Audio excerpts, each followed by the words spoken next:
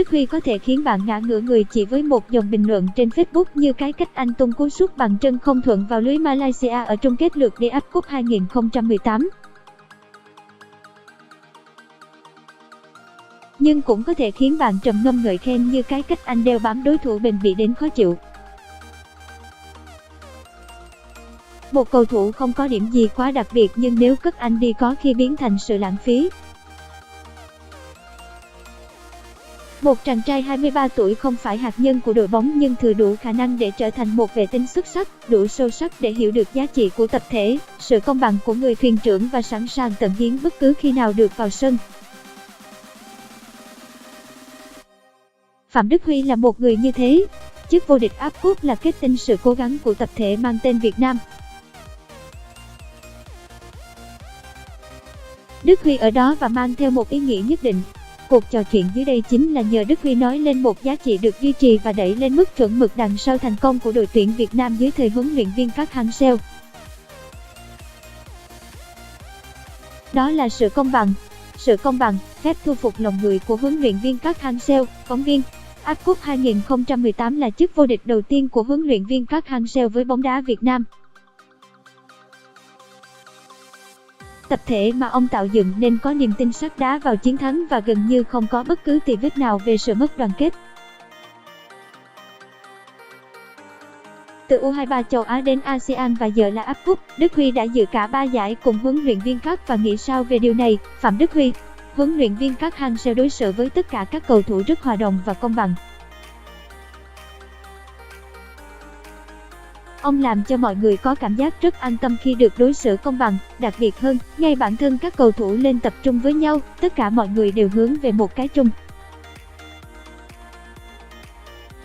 Mọi người rất khó đoán với đội hình ra sân ở AFF Cup năm nay. 8 trận 8 đội hình. Ở những buổi tập, đối với những cầu thủ chưa được ra sân thi đấu một phút nào đến những cầu thủ đã được thi đấu nhiều thì sự tập luyện và ý thức đều như nhau.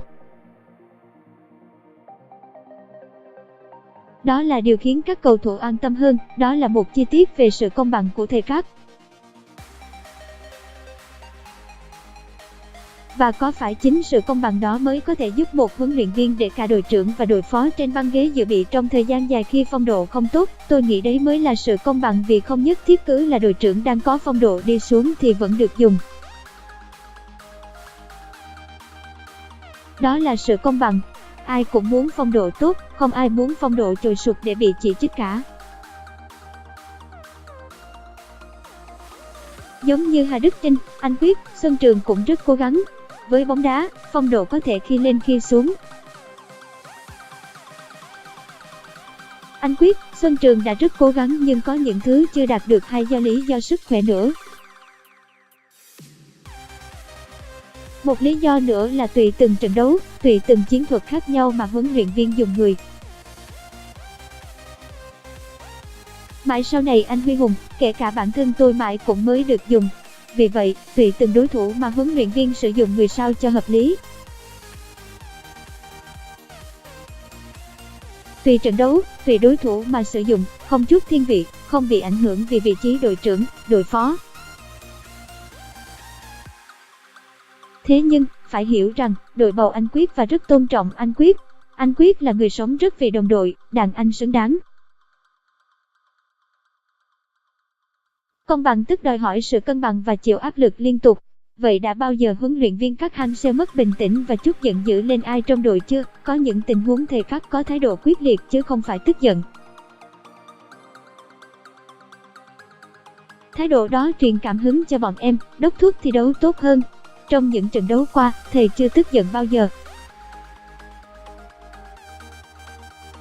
Chưa một lần thấy tức giận trong phòng thay đồ. Sự quyết liệt của thầy không hướng tới một cá nhân nào hết, bởi bóng đá là tập thể nên những lời động viên khích lệ quyết liệt của thầy đều gửi gắm qua tập thể. Một nhà vô địch không nhất thiết sở hữu 23 cầu thủ giỏi nhất. Phóng viên: Việt Nam là nhà vô địch AFF Cup 2018, nhà vô địch bất bại tại giải.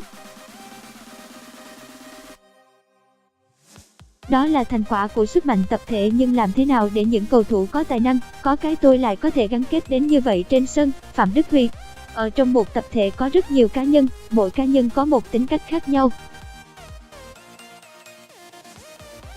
Một đội bóng cần như vậy, cần những người có tính cách khác biệt, có người nhu mì, có người sôi nổi, có người trầm tính để trung hòa lẫn nhau, và để trung hòa được thì phải nhờ vào tài của huấn luyện viên.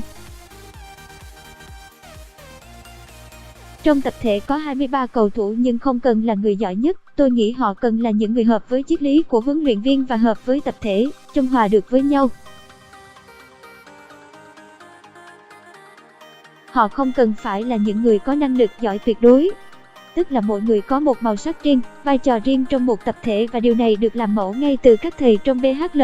Ngoài thầy khác, tôi có thể xin lời khuyên từ trợ lý huấn luyện viên Lee Yang-jin. Thầy rất giỏi. Thầy Lee nặng về mặt chiến thuật, sống 100% thời gian với bóng đá. Thầy là người đứng lớp, lên ý tưởng cho đội tập. Thầy Lưu Đình Tuấn cũng là một huấn luyện viên đội rất giỏi, cánh tay đắc lực của thầy khác, thầy chỉ đạo sát hơn bằng tiếng Việt. Còn thầy khác là người đưa quyết định mọi thứ. Một tập thể muốn thành công vì thế phải dựa vào toàn thể đội bóng. Thế nhưng, một tập thể có cần một cá nhân nổi trội hẳn lên không?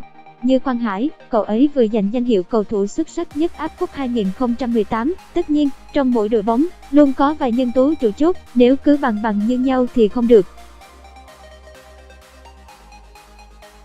Chúng ta công bằng trong tất cả mọi chuyện, nhưng khi vào đến sân thì phải có những cầu thủ lùi lại và có những cầu thủ tiến lên. Công bằng trong cuộc sống thôi, có người chấp nhận hy sinh, có người là đầu tàu để kéo cả đội lên.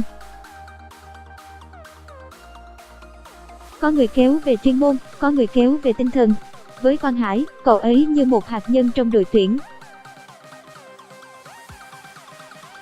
Rất nhiều bàn thắng có dấu ấn đậm nét của Hải.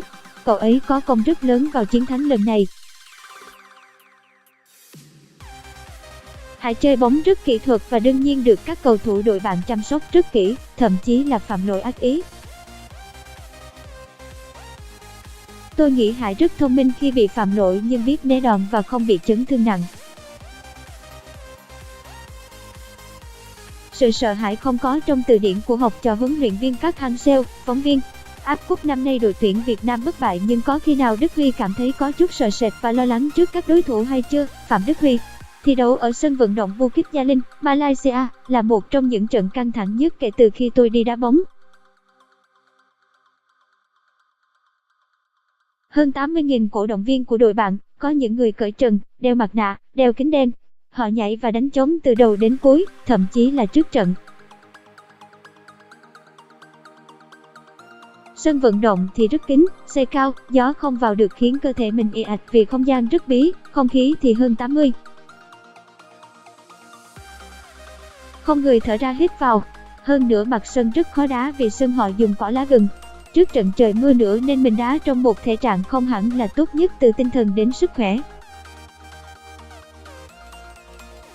Cả đội đã phải rất cố gắng nhưng đã vượt qua và bất ngờ có 2 bàn dẫn trước từ sớm. Trước khi đá Malaysia hay Philippines, nhiều người nghĩ đến cái dớp của bóng đá Việt Nam ở các kỳ AFF Cup hay SEA Games trước. Vì có biết điều này, tôi không nghĩ đến dớp đen đủi hay sợ bất kỳ đối thủ nào. Chỉ nghĩ cứ ra sân là chiến đấu thôi, sau đấy kết quả như thế nào hết giờ sẽ biết. Chúng tôi cũng không ái ngại với những cầu thủ hay huấn luyện viên nổi tiếng như huấn luyện viên Sven Gottfried Eriksson của Philippines.